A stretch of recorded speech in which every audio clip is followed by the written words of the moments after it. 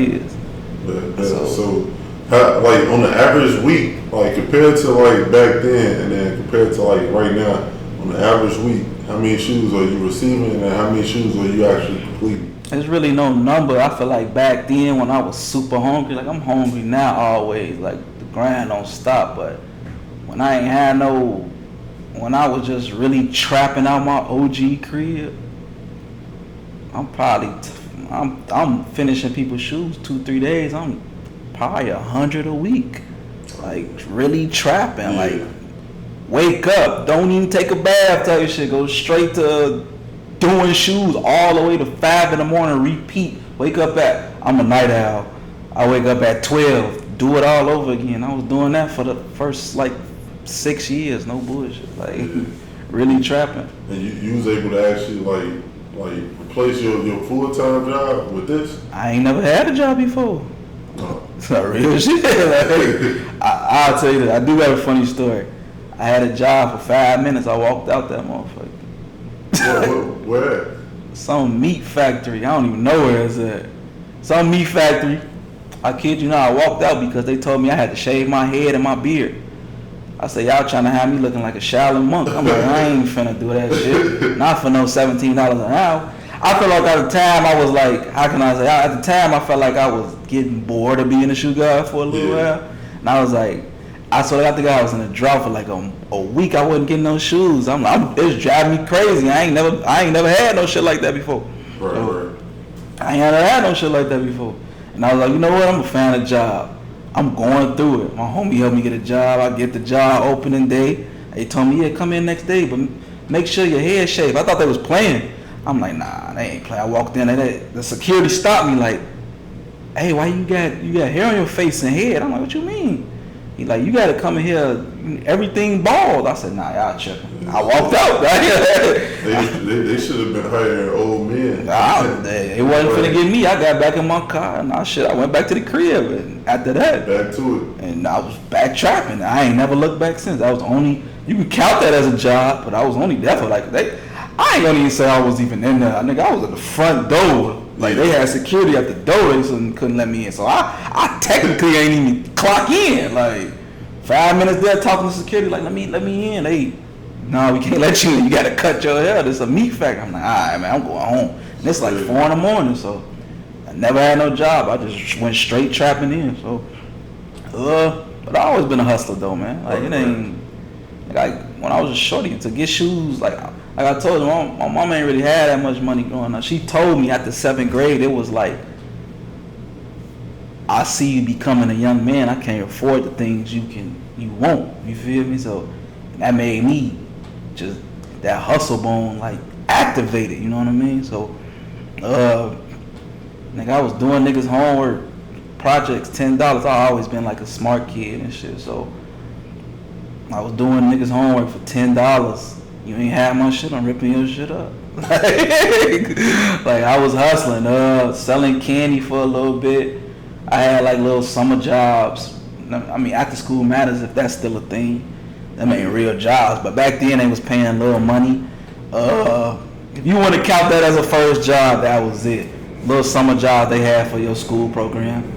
Nigga, we was getting paid stipends, $400 a month. But you know, as a shorty, that shit, you gonna stretch that. You feel me? That's 3-4 pair of mics for the year. $400 a month for, you know what I'm saying? When you that young, that shit damn near like $400 a month. $8,000 for us now. You feel me? Like $400 a month. We got like 2-3 of them, and I got a promotion. So I got a promotion of an extra $150 at that time. Yeah. This my sophomore year, high school. Shit, that then $1,000 for the whole school year. So you know we stretching that.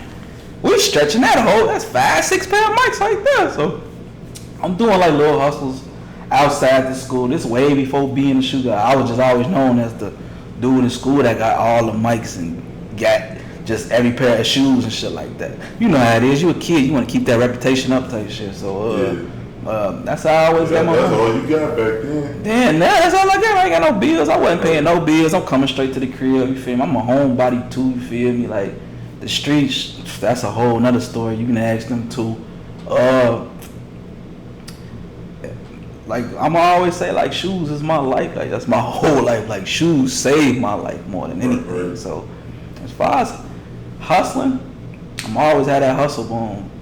And shoes, I know that's gonna always be my avenue. Like, there's so many ways you can make money from shoes, and I try to feed that game to all the shorties now on the TikTok and Instagram, and however they see my Facebook. I've been going viral on some of the shoe blogs and stuff. So I just try to feed the game to people, man, my knowledge, because I've been in it so long. It's been crazy about 16 years now, so time flew. So in what ways do you get paid from shoes? Like how many ways do you monetize it? I'm monetized on Instagram, Facebook, TikTok, YouTube. I sell shoes, I fix shoes, I custom shoes, restore, anything that really got to do with shoes. Like, I help people sell shoes, so that's another on consignment. I even get paid to authenticate shoes for people, because I most likely got the real shoe in my hand and I can compare it. Or just off my sneaker knowledge alone, I really don't need the shoe. I can just tell you off back if it's a fake shoe in a minute, and you know, that's what I get paid for. So, you know, still, I'm trapping every day when it comes to shoes, my guy. Like, every day is nonstop. Smart man. So let the people know, like, how much time go into restoring one sneaker, like from the time that you whip out the paint, you know what I'm saying, the angular paint. And I say this, it varies. Like, people gotta understand when it comes to shoes, like, I take my time with it because I'm a perfectionist. When I give you something, it's gonna come out good. I want to make sure you come back. You know what I mean? So, a regular cleanup can be 15, 20 minutes, but I can be doing a custom that take 20 hours. You feel me? You're gonna get your money's worth though. So, I'm more retired on that time because my time is crazy, but I'll still do them from time to time. I say the regular average custom will probably be 10 hours. Watch 3-4 movies, that shit'll be done. That's a regular day for me, you feel me? So, and I try to do my human everyday needs in between that. So I take 6 hours out the day, go to the gym for 2 hours, come back, do another 6 hours. You feel me? It take time, and people gotta respect. You gotta respect the artist's time. I always tell people. If you don't, you're gonna get shitty results, and that's why I'm taking all their customers. You feel me? So, because a lot of people, it's not so much the money from me. It's so much I love to do these things. Like, you able to make a living off. I can make a living off it. You feel me? Like, of course, it all started with money, but like people always say, you have to enjoy your job. I enjoy doing this because I don't have to wake up in the morning and go to work. I don't have to. I make my own schedule. I do what I want. I give you a time when you gonna get your shit back. That's just I'm the boss. You feel me? Right. But I'm respectable to my customers too. That's why they fuck with me. Like, I'm not gonna take as long. Most people that do shoes and stuff, they holding their shoes 6-8 months. I say, give me 2 weeks tops. If that's a custom, give me 2 weeks. They say 6 months. I give me 2 weeks. You need to clean up. They say a month. 2 months, nigga, give me 2 days. And people I get fast results, and they can't match my prices either. Like,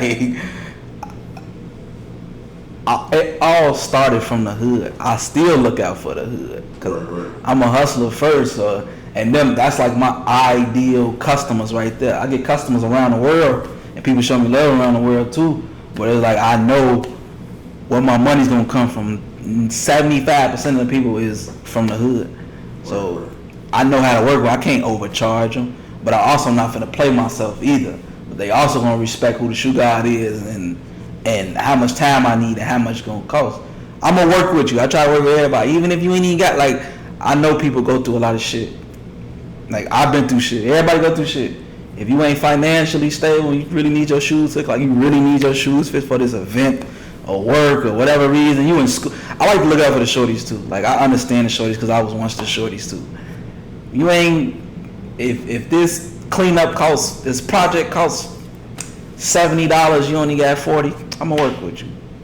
That's how it is. Like, I'm for the hood because I've been there before, you feel me? Like, it can definitely be ugly on that side. But like I said, I look out for everybody because you gotta be. You feel me? I'm a nice person at the end of the day. Also, like I can be an asshole sometimes, but I look out for everybody. Like in order for me to be the asshole, you gotta do something crazy. But for the most part, I'm gonna look out for my people. Like I understand what they going through. Like every time, like I feel like I get a customer every prom. They ain't got enough money. Grandma probably taking care of them. I might do it for free just because.